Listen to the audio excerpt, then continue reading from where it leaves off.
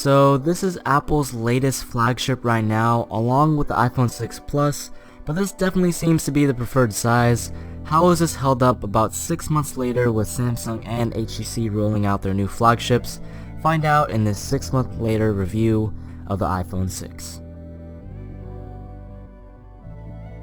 So starting off with the design, what can we expect from Apple? You always know that they're going to be bringing some awesome high quality look and feel to their phones like they always have. Apple is set to be the first trillion-dollar company, and there's a reason why. Their phones just feel great in the hand and just looks really nice. There are a lot of different opinions on how the bands look on the iPhone, but to me, it looks just fine. Also, a major problem to people was that the device is very slippery, but that is nothing a skin or a case can't fix. This iPhone is a couple months old and has held up pretty well. Haven't had a case on it, but still the phone looks new. So build quality seems to be very good so far, and I have not had any problems whatsoever, and no, it has not bent at all. Another big thing to talk about is just how thin this phone is. At about 6.9 millimeters thin, the iPhone 6 is still one of the thinnest phones on the market 6 months after its release. It makes the phone look very sleek and appealing, and since it's so thin, it is also very light. The phone is also supporting a 4.7-inch IPS display with a resolution of 1334 by 750 and a PPI of 326.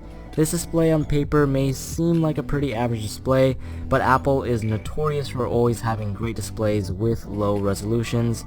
You could get a great viewing angles and vibrant colors, and it can fool me for a 1080p phone, but the display on the iPhone 6 is definitely not the best display out there, especially with all these Quad HD phones coming out.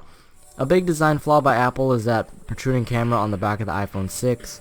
It looks bad and makes the phone wobble when you put it on a flat surface, so you're going to need a case to fix this problem, which is a shame because this is a really good looking phone.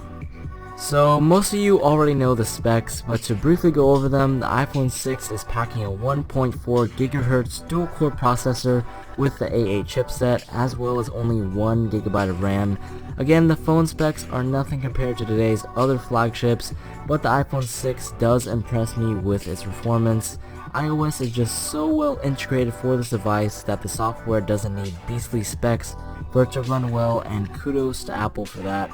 It's amazing how fluid navigating the device is and how well apps and games work for the device. A big complaint was that apps were still not being updated to match the resolution of the iPhone 6 and 6 Plus, but 6 months later that is now not the case, and it looks great. All apps and games are now tailor-made for the iPhone 6, and you can be sure that they will run well and smooth because developers make sure that they do. Coming from Android, it is a big difference not being able to have full control of your device, but still the simplicity of iOS is what really impresses me. I can see why so many people like the software of this phone. It's just simple and it works well.